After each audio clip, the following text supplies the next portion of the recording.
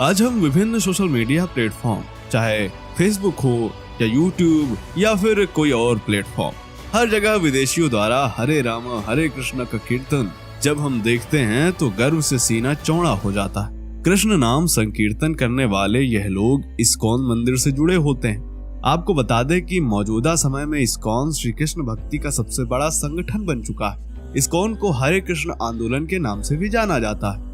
आज इस्कॉन से जुड़े लोग दुनिया भर में मौजूद हैं। लगभग हर बड़े शहर में इस्कॉन के मंदिर बने हुए हैं। अब सवाल उठता है कि आखिर दुनिया भर में इस्कॉन इतना लोकप्रिय क्यों है? आखिर क्यों बड़े बड़े उद्योगपति और सेलिब्रिटी इस्कॉन से जुड़े हुए हैं? तो दोस्तों, इसका सबसे बड़ा कारण है भगवत गीता। जी हाँ दोस्तों, भगवत गीता एकमात्र ऐसी पुस्तक है जिसमें जीवन का संपूर्ण समाधान है। इसके अलावा भक्ति वेदांत स्वामी श्रील प्रभुपाद का अथक प्रयास इस्कॉन की लोकप्रियता का बड़ा कारण है।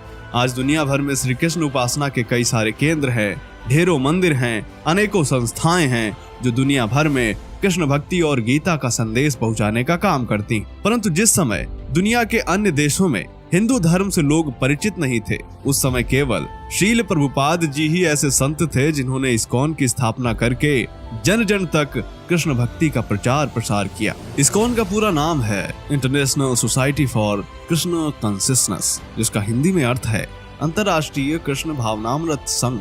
श्रील प्रभुपाद जी ने वर्ष 1966 में न्यूयॉर्क से जब इसकी शुरुआत की थी, उस समय उनके साथ कुछ गिने चुने लोग ही थे और उन्हें भी वहाँ बेहद निकृष्ट समझा जाता था। लोग इन्हें हिप्पी के नाम से जानते थे। हिप्पी लोग पूर्णतः भौतिकवादी जीवन जी रहे थे। इनका जीवन पूरी तरह शराब और व्याभिचार में लिप्त था। परंतु श्रील प्रभुपाद ने उनका जीवन पूरी तरह बदल दिया। जो हिप्पी थे वो अब हैप्पी बन चुके थे।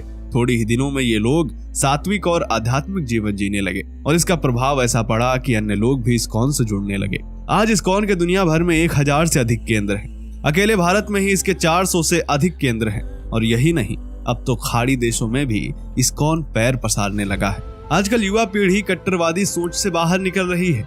हर किसी को अपने जीवन से जुड़े प्रश्नों का सही उत्तर चाहिए और इस्कॉन से जुड़कर हर किसी को सही समाधान मिलता है। यही कारण है कि खाड़ी देशों की युवा पीढ़ी भी मानसिक शांति के लिए इस्कॉन की तरफ आकर्षित हो रही है। दुबई, अरब, बहरीन, ईरान, शारजाह आदि खाड़ी देशों में इस्कॉन ग्रुप लगातार बढ़ रहे हैं और कृष्ण चेतना का प्रचार प्रसार कर रहे हैं। हालांकि इन देशों में रूढ़िवादी विचारधारा और शरिया कानून के चलते खुले तौर पर अभी कृष्ण नाम संकीर्तन की अनुमति नहीं है, परंतु फिर भी हजारों युवा इस्कॉन से जुड़ रहे हैं। इस्कॉन से प्राप्त जानकारी के अनुसार दुबई में इस वक्त 50 से अधिक इस्कॉन ग्रुप काम कर रहे हैं। वहाँ प्रत्येक शुक्रवार को आध्यात्मिक सत्संग का आयोजन होता है जिसमें 700 से 800 लोग भाग लेते हैं। इसके अलावा शारजाह के 5 और ईरान में अभी एक ग्रुप बना है। संयुक्त अरब अमीरात और मिडिल ईस्ट के दूसरे देशों में भी ग्रुप बनाए गए हैं जो लगातार कृष्ण भक्ति का प्रसार कर रहे हैं। दोस्तों, इस्कॉन संस्था मूलतः भारतीय संस्था है क्योंकि इस्कॉन के संस्थापक स्वामी प्रभुपाद जी इसकी शुरुआत झांसी से ही करना चाहते थे, परंतु भारतीय लोगों की उदासीनता और रूखे व्यवहार के कारण यह योजना फलीभूत न हो सकी। अंततः गुरु के आदेश पर उन्होंने विदेशों से इसकी शुरुआत।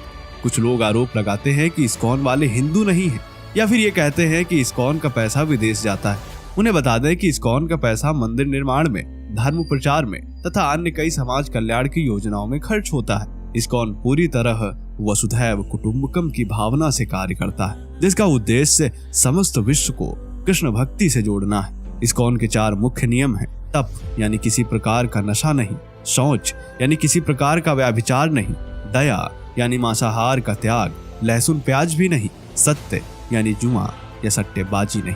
यदि एक वाक्य में कहें तो यही सनातन धर्म के मुख्य नियम है। इसीलिए इस्कॉन वाले सही मायने में सच्चे सनातनी हैं।